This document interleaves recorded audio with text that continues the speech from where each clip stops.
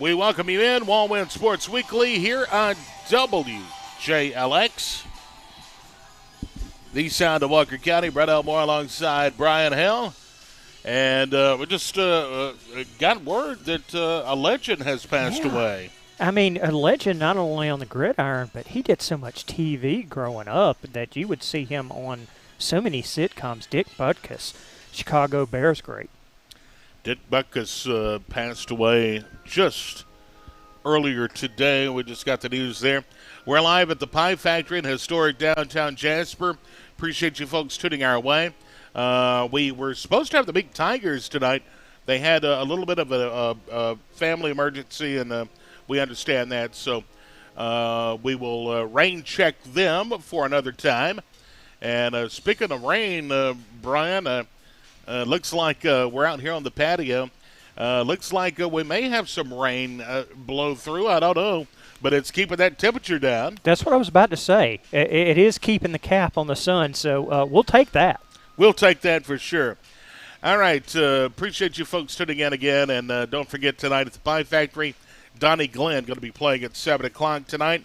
They got all kind of great food and great drinks and a great place to watch the ball games. Well, here we are in another week. Takeaways. What do you think? Well, I think, we did have a lot of teams off last week. We did. They were dealing with bye weeks. From what we pretty much saw out there, I don't think that there was any really great shakes come out of this past week's action, as limited as it was.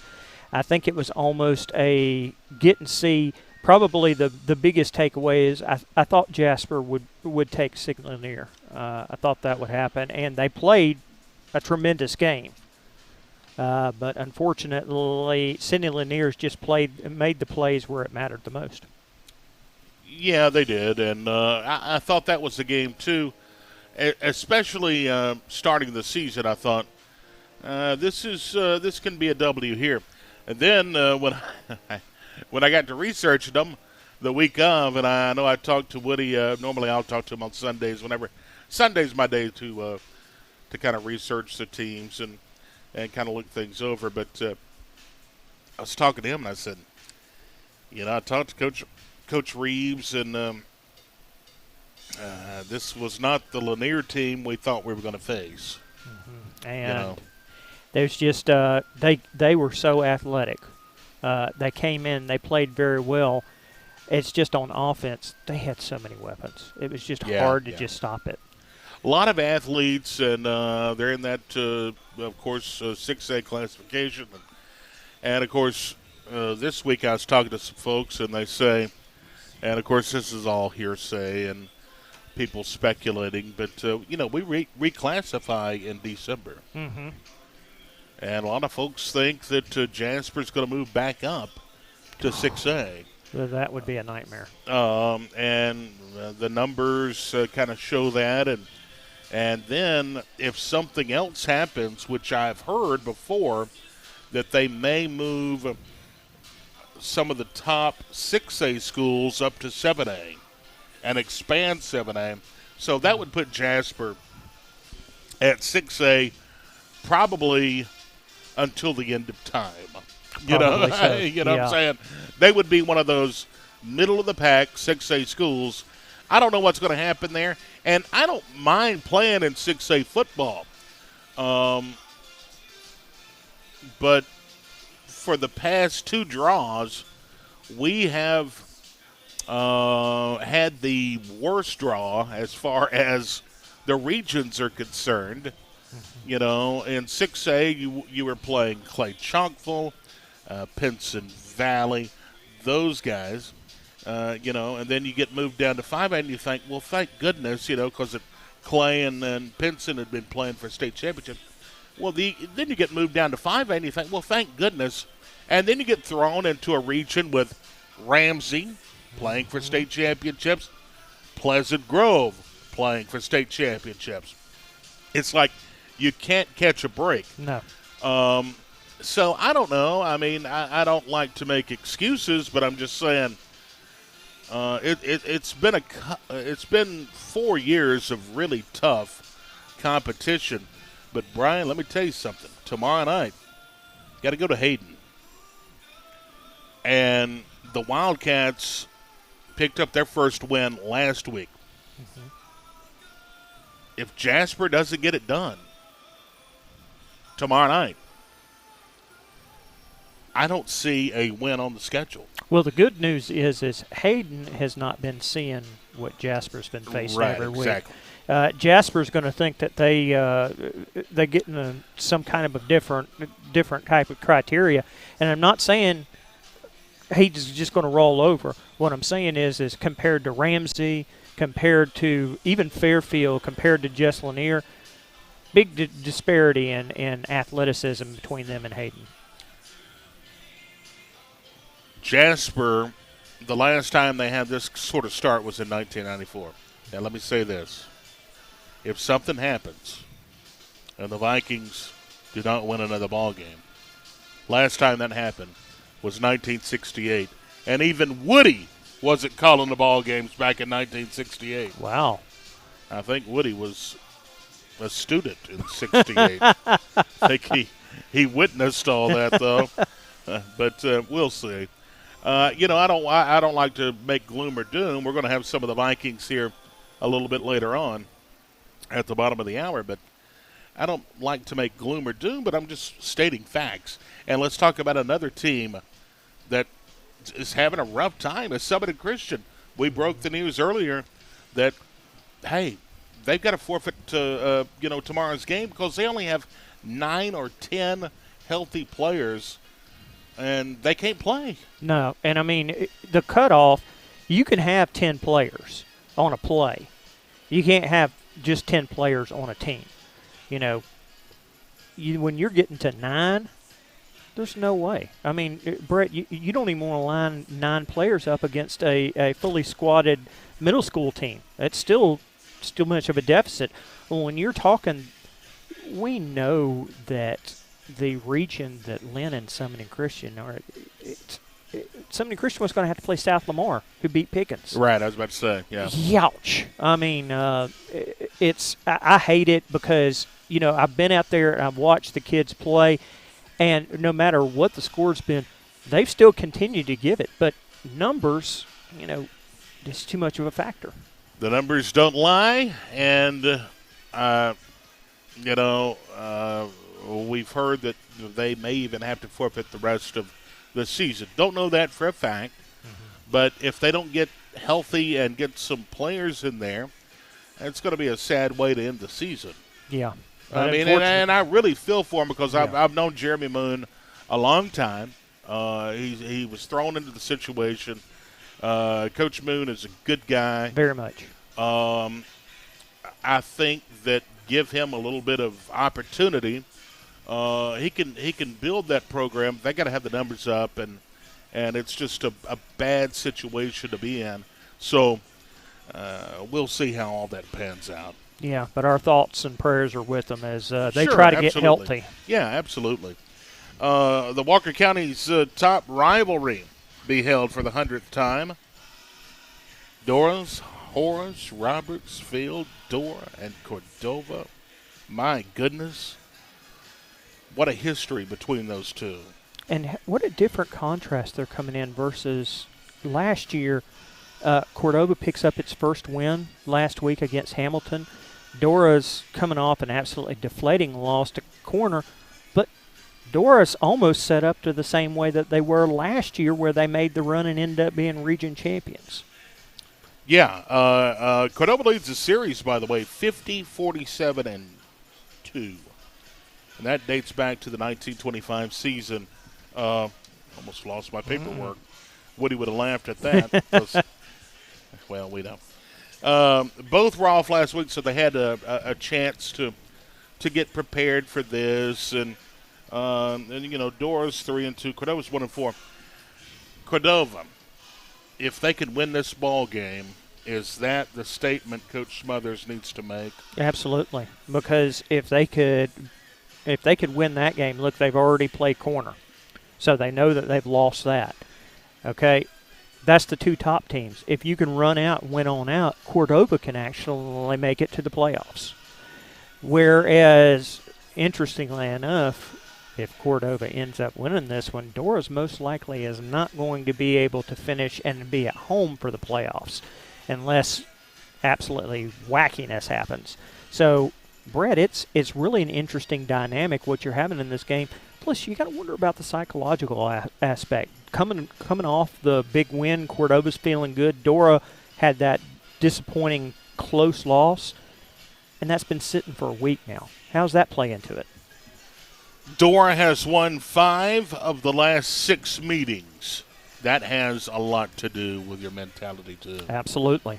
When you consider this, there's seniors on that team that have never beaten Dora. Yeah. It's something. All right, we got more here. We're Wal-Win Sports Weekly here from the Pie Factory in historic downtown Jasper. We're going to take a 2-minute break. We'll send it back to Woody. 2 minutes. Back with more in just a moment.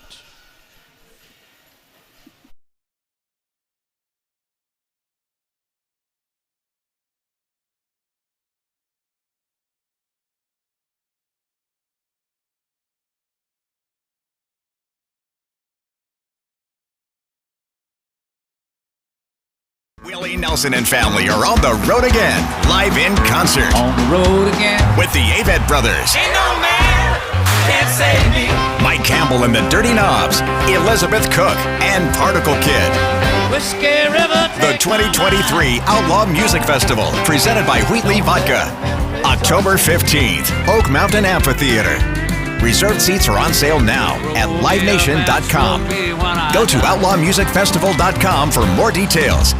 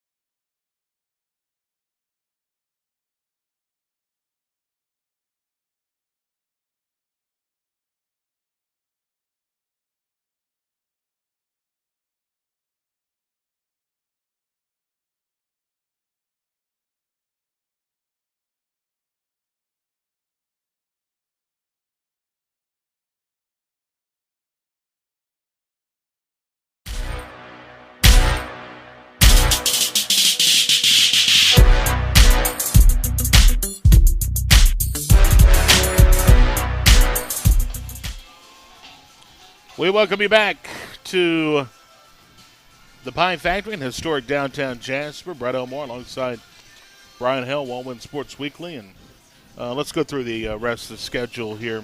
Fayette County's 4-1 at Oakman 5-1. Should be a great ball game. This is so huge, Brett, because now they're in the 17 region, so I think Oakman ostensibly is already in. But your next 3 games, Fayette, Gordo, and Winfield, this determines who's going to go where in the playoffs. Oakman controls its own destiny. Yeah, that's right. Jasper's winless. They go to Hayden. Hayden 1-4 on the season. Looking for the first win.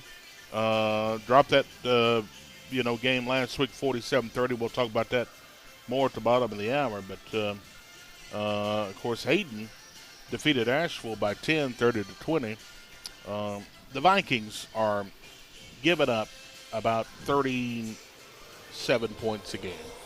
You can't do that and win ball games. No, you can't. And I tell you what I think we're going to see this week, Brett, is shore up the problems. Have longer, sustained drives so the defense is not out there a long time. Establish yourself, get a good tempo going, and that way those guys on defense are not out there. They can read and react quicker without being so exhausted. This is one of the top games in the state. I was reading about this earlier on AL.com. 6th-ranked Lynn. They're 4-1. They travel to Pickens County. They're 7th in the state. They're 4-2. I was looking at the statistics that were sent over earlier today. Did you know that Lynn, I meant to send this to you, but Lynn in Class 1A, fourth best offense, fourth best defense. Mm-hmm. They're playing really well. Yeah, you almost think, hey, why aren't they ranked fourth in the ASWA polls? Brett, they're playing such cohesive ball right now, and the amazing thing is this with this contest against Pickens, if Lynn can go ahead and execute and get the win on the road, that's going to set up a super matchup between them and South Lamar for all the marbles. But Brett, don't be surprised if we don't see this matchup again in the playoffs. This may not be the first time Lynn and Pickens County meet. The Bears won this thing last year by a point in overtime. Mm-hmm. That's how close it was last year. That's how close it's going to be this year. Well, somebody's calling you. Somebody's calling me. You got mail. I always need to turn that off now. Meek is at Addison. This is our game of the week. Mm-hmm. And Country Legends 88.5. major playoff implications. Yeah. Zach and I will be up there tomorrow night with all the rest of the crew. And the way it's set up right now, of course, Hackleburg controls the top right now at this moment. They are undefeated. Addison and Meek are basically playing for second place unless something screws up. So whoever wins this is really in command right now for the rest of the time. Both of them have played Hackleburg, so that's not in question. Whoever comes out on top of it, they're probably going to be home for the playoffs. I don't see teams like Waterloo and Vina beating anybody else. So. No, I mean, unless something crazy happens, you're right. So we're live on top of the deck here at the Pie Factory. Winston County is at Cold Springs. Winston County 3-2, Cold Springs 3-3. Yeah, probably out of all of them, this is probably about the most one-sided out of all the matchups that we've got. I don't think Winston County is going to have a problem absolutely taking out Cold Springs. Cold Springs hasn't even picked up a victory against another Class 2A opponent. So, do you think Curry gets another win on the road at Hamilton? If it's going to happen, it's going to happen this week. The only thing is we know shenanigans happen at Hamilton. Just going to say. Your favorite place to go. Shenanigans happen at Hamilton. Brian's threatening to retire this year, and I'm trying to keep him on board, but he if anything else, I'm going to send you to Hamilton before you turn out of here. It's going to have to be in a hearse. Carbondale is at Gordo. That's a lopsided matchup. I just got one more. Ouch. Yeah. Oh, my goodness. And then, like we mentioned earlier, we broke the news earlier. Summit and Christian are going to have to forfeit their game against South Lamar. Yeah, and very unfortunate, but You really can't play with 10 players. When you're getting in the 9-player range, there's nothing that can be done. No, there's nothing that can be done, and then you just have to hope for the best, and I hope that they can get healthy enough to finish out the season. I know Coach Moon was really upset. You know, he wanted to finish out this season strong, but anyway, they may not be able to. Yeah, and that's unfortunate, but injuries are not something that anybody can actively prepare for all that much, especially not to this level. Coach Butler is here. We got 3 Jasper players. We got about 4 minutes left in the program. Wonder if we can get to Corey over here. Well, let me see here. I've already interviewed a bunch of them for Players of the Week already. Well, I'm talking about Corey. Come here. He's going to get on the air with us. Let's let him. Corey's taking care of us all year long. And he did a great job of it last year, too. He always does. And here, slide in the picture just a little bit more. There we go. Grab the mic there, Corey. Thank you for taking care of us all season long. But talk about what's going on at the Pie Factory here. Well, here at the Pie Factory, it's a tight-knit group, you know what I'm saying?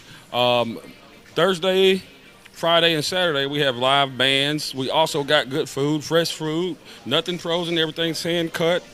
So, yeah, y'all come down here. Of course, good drinks. Favorite bartender, Corey, come see me. Hey. That's right. That's right. Corey, he normally holds it down on the patio, and then he has a great time up here, and you'll have a great time, too, watching the ball games. Do we have ball games tonight? Who's playing? We do.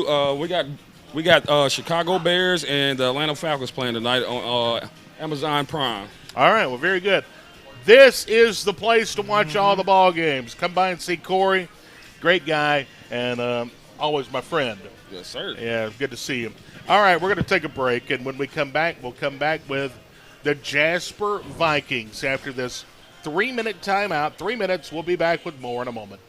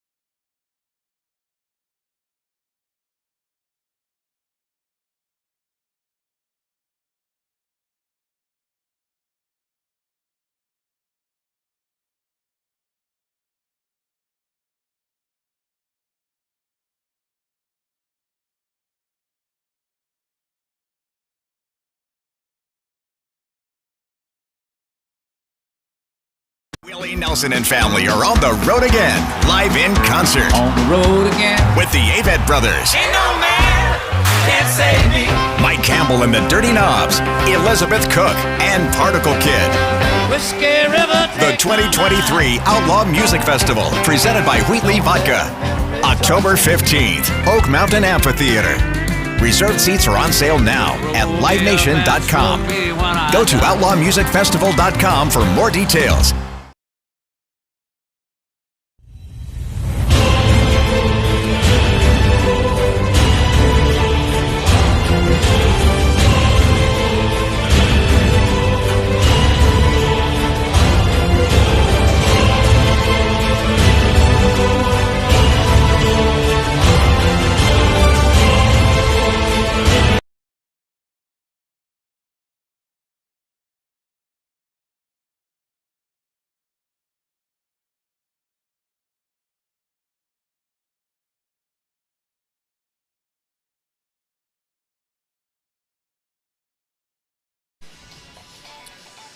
Welcome back to the Pie Factory, everybody. Brett Elmore alongside Brian Helm. We got a plethora of guests here. Coach Butler's here, going to be representing the coaching staff. And, Coach, good to see you. We definitely appreciate you guys having us on, and all the support that you give us all the time and all the coverage for our guys. Really excited to be here. Thank you. Were you the one that was giving me the history lesson on Sidney Lanier? I was, yeah, that was me. Yeah. I was in the coaching room, and I was going to go speak to the players, and I was like, man, I said, I'm glad I'm talking to a bunch of Vikings instead of poets. I said, how can you motivate someone that's called a poet? And then he pipes up and he's like, well, I'll tell you what a poet is. It was this, and that. I was thinking, this guy. No, it wasn't like that. I had no idea who Sidney Lanier was, and so I wanted to look up who that was and see if we could use it at all. So, what do you teach at the school? I do PE and access, but I have a history background. Oh, I was about to say, okay, history was probably your thing. So you're coaching defense, right? Yes, sir. Your thoughts so far on the season?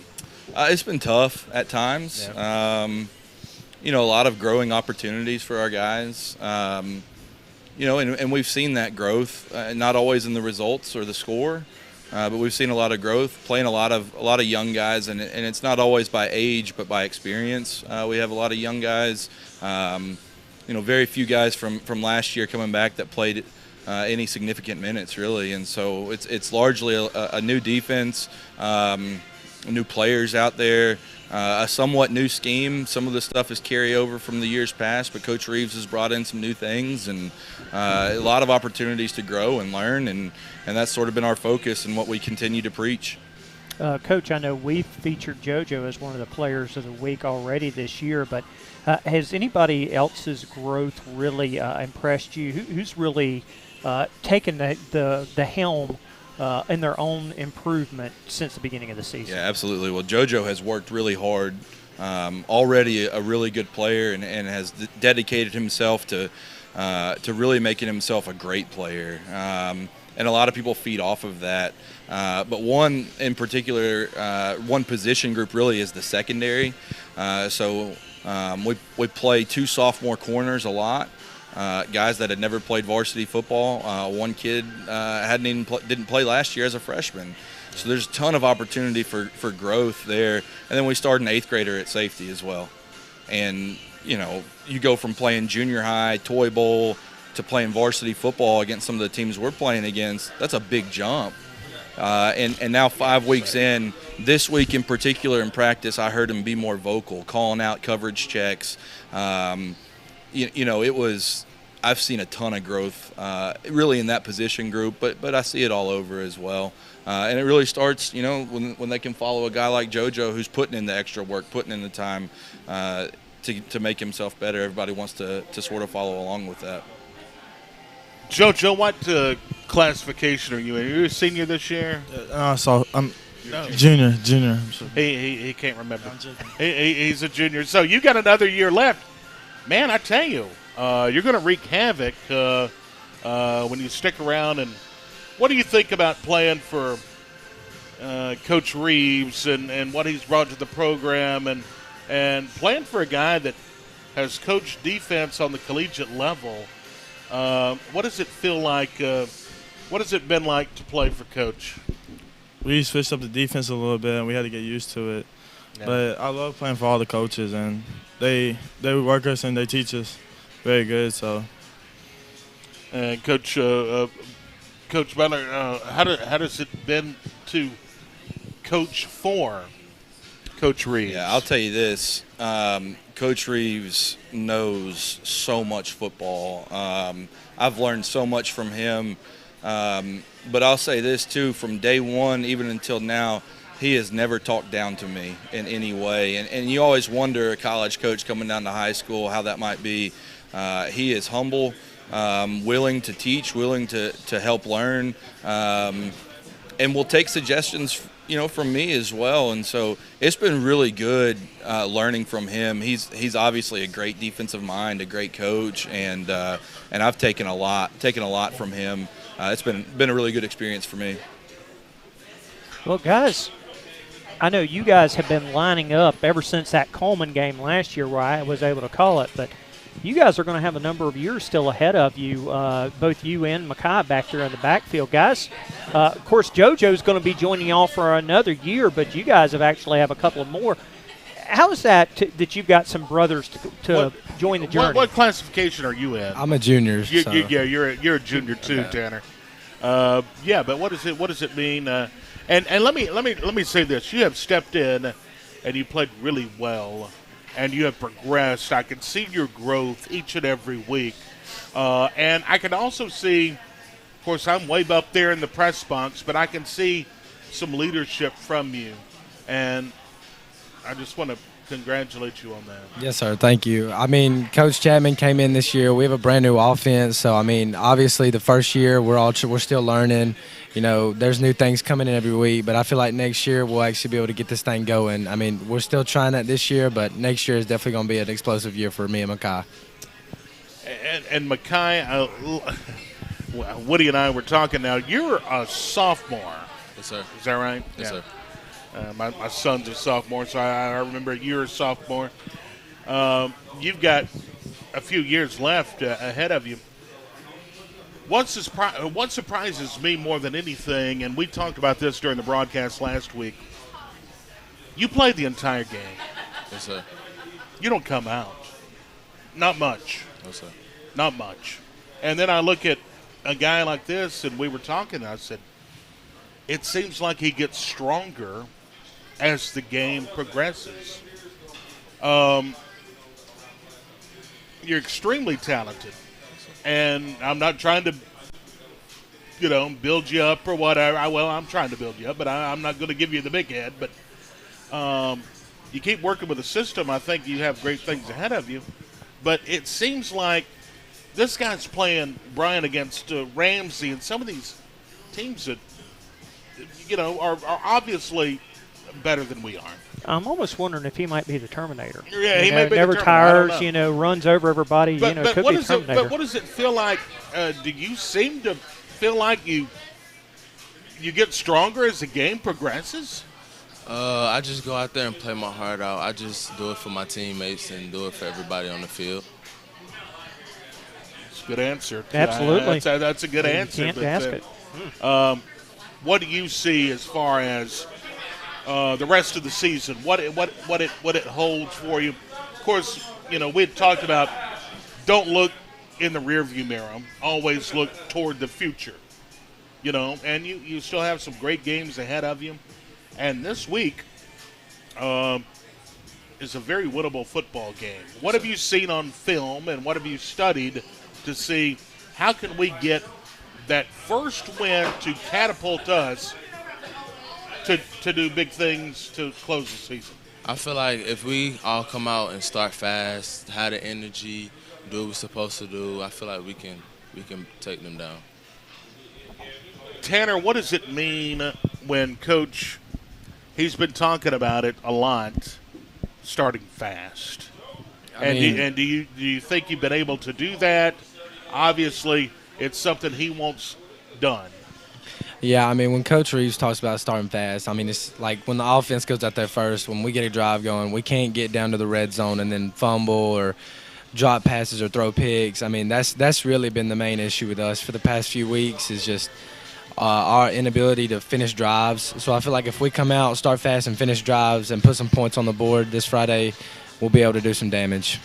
Well, let's play mirror dimension for a minute. Our two defensive guys here. What are the keys for you guys defensively in this game that you want to establish? Yeah, we definitely want to start fast on defense too. It's going to be a physical game.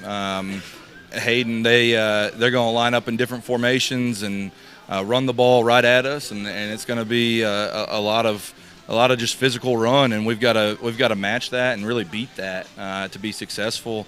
And that's one thing that we've worked on this week for sure. You want to add anything? Well, Coach, JoJo's not very talkative. Obviously, the line of scrimmage is going to be really big, but I think those guys that you also mentioned there earlier, the secondary, that's got to play a really big part in being there supportive. Absolutely, and we ask a lot out of our safeties in particular in the run fits, and so they're going to be key this week as well. And so, the backers got to fit, and the line got to hold their own, and then the safeties are there to help us out as well. So collectively, establish the line of scrimmage and play physical, and we'll be all right.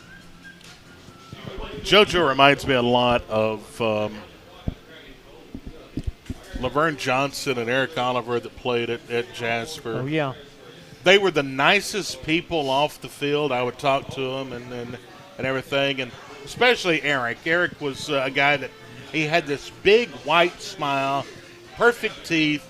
He was just as nice, yes sir, no sir, everything. And then he'd get on the field, and he would absolutely bust you know what, into the ground. He would hurt you, and that's what we got. He's there. He's almost there. But I think next year we're going to toughen him up, and he's going to be that guy. Well, we still have 5 more games too. Yeah, that's right. I want to see a headhunter. That's what I want from you. Oh, we're getting there. Yeah, he's going to do it. I can tell. He's a great athlete. All right, we're at 6:42 here on this Thursday night Coach Reeves show. Coach not joining us tonight, but we have a bunch of special guests coming up at the top of the hour. We will send it to Tuscaloosa.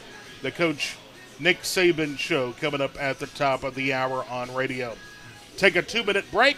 Back with more from the Pie Factory in a moment.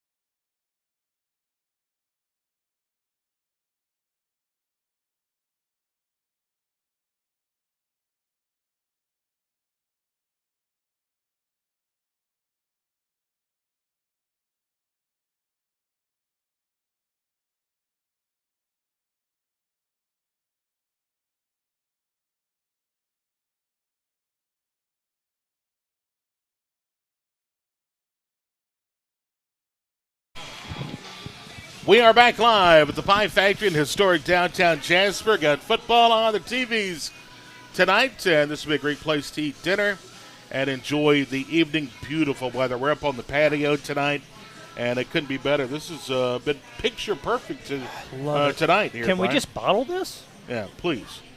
All right, so let's put the loss in the rearview mirror. Of course, Sidney Lanier, a loss, but we look ahead to Hayden, and I want to get your opinion. Then I want to get the guys' opinion. Looking at film, what are the keys to victory tomorrow night? What have you got to do on the defensive side of the ball, on the offensive side of the ball, without giving out too much? But what have you got to do? Well, they're coming off a big win last week too, and so they're riding high. You know, coming off their first win of the season, and it's two teams that want to be physical. And the more physical team tomorrow is going to be the victor, and that goes offensively, defensively, special teams.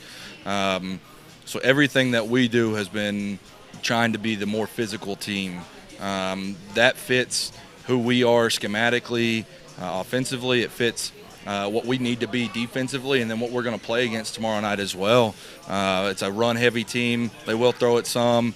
They've got very capable players, good players, big offensive line. We're going to have to go out and be more physical, and if we can go out there and do that, then we're going to be all right. I just think we got to come out and do our jobs. Coaching them preached on that. And we got to have the energy that we had this week in practice and just come out and play. Makai, what do you think? For the offensive line, I think we got to come out strong on the line, come out strong with receivers. And, me and Turner, we got to come out strong, keep the O-line up, help them out and more. Talk about the play of the offensive line. What you mean? Just this season, the play of the offensive line. Have they been able? Oh, Tanner's shaking his head a little bit. Oh, okay, all right. Well, the play of the offensive line, have they been able to open up the holes, Yes, and sir. has it gotten better as the season has progressed? Yes, sir. We work on it every day in practice. We keeping it up. We keep working it more. Tanner, do they keep them off of you? There's times where we look like we're one of the best offenses in the state. I mean, if everybody does their job, obviously it's a new offense. Everybody's just learning everything. But, if you look against games like Fairfield, the O-line played. That's probably the best game they've played. And Makai was able to put up 4 touchdowns for 280 yards. If everybody's on the same pace tomorrow night, I feel like it'll be an easy win. Like that attitude. Coach, I think tonight we've got on TV Winona and Ramsey, I believe, is tonight. Is it? Yeah. I tell you what, those are 2 pretty good teams right there. That's going to tell a lot on the region race because Winona's not to be taken lightly. Not at all. That's a really good team. We knew that coming in. Last year they played a bunch of young guys, and they're all juniors and seniors this year, and they're having a really good year. And obviously Ramsey, honestly, as good as they were last year, they returned just about everybody this year, and so they're poised for a deep run as well. 2 really good teams there. Obviously, Coach, point of attack there, getting the line on defense, getting that good first step is going to be key. Have you basically jazzed the guys up and told them, hey, it's your battle this week? Yeah, we do as best as we can for sure to try to get them going. But they know it. And they've got a good leader right here to follow. And we're going to come out. We're going to play as hard as we can. And that's one thing that I know is we're going to come out. And we're going to fight, and we're going to play as hard as we can. It doesn't matter what happens in the game. Doesn't matter what the score is. We're going to fight, and we're going to play as hard as we can. I know Coach picked you guys out for a reason. Do you feel like that you're taking on a leadership role on this team? And even though this is a young football team, I see that. Everyone sees that. But it doesn't matter what age group you're in. You can always take a leadership role. And do you feel like that you're taking that to heart now and going to carry it through the rest of the season and into next year? Yeah, Coach Reeves came in here, and one of the first things he told us was, leadership was very important to him. I feel like everybody on this team in some way leads. Even young guys that are just now coming in and having varsity minutes, they're coming in, and people watching them go out on the field and perform. I feel like that also helps people, encourages people on our team to also do their jobs. So, I'm still young. I'm still doing childish things sometimes, but I try to keep my teammates up. I try to keep everybody up, and we're going to move forward. I think we all lead in our own way, Yeah. and we play. That's it. And Makai, you say, well, I'm still young. I still do childish things. You're a sophomore. How do you feel about, when I look and call the ball games on Friday, we got 8th graders out there. How do you encourage those guys to say, because let me tell you something. As an 8th grader, I'd be very intimidated to go out and play on the varsity level against the competition that we play against. How do you keep them motivated to want to continue on and keep going every week? I try to keep that head up. I try to talk to them every day in practice. Because they look up to you. Yes, sir. Even though you're a sophomore, they look up to you because let's face it, one of the best offensive players on the team. When he's down, when Zion Coger's down, I try to bring him up when he makes bad plays. When he gets yelled at by Coach Butler, I try to keep him up. It's called coaching, right? It's called coaching. It's called coaching. Well, Coach, what do you think about the leadership on this team? These guys right here, and these three in particular, you have 2 juniors and a sophomore, and at the beginning of the season, we voted on a leadership council. There's 6 guys on our team that really are the leaders of our team, voted on by their teammates, and these 3 were all voted. So you have 2 juniors and you have a sophomore that already their teammates are already seeing them as a leader. And so we have some really good guys that are leaders. The other 3 are seniors: Titus Waldrip, Braxton Houston, and Garrett Busby. And they're great leaders as well. And so the reality is we have 9 seniors on the team. It's a young team. That's a very young team. From numbers wise as well. And so these guys have to lead, and they do a good job with it. Just breaking it apart from the Modicum, let's ask them a fun question. What do you guys like to do to relax and kick back when you have time away from the football field or when it's the off season? What energizes y'all the most? I like watching football, college football, NFL. I like watching football and playing the game, really. Just being with my family, that's it. There you go. I just like sitting in my room, just playing the game. I play a bit of COD War. It's Call of Duty. Oh, Got a little okay. Call of Duty. All right, very good. That'll work. Yeah, I mean the same thing. I mean sometimes I'll go home and watch film, but other times I'm probably playing Xbox with JoJo or Makai. So. Oh goodness. Y'all need to put down the Xbox and watch more film. No, it's all good. Guys, we appreciate it so much. And good luck tomorrow night. Of course, we'll be there and looking forward to it. And I believe we'll come home with a victory. It'll be nice. Well, thank you all so much, and thank you for having us and all the coverage that you guys do for us and our players. We really appreciate it. All right, that's going to do it for the show tonight.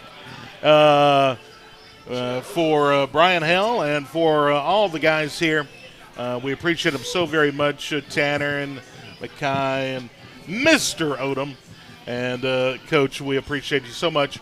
We will see you tomorrow night from Hayden High School, where the Vikings will look for win number 1 of the season. Until then, I'm Brett Elmore saying good night from the Pie Factory.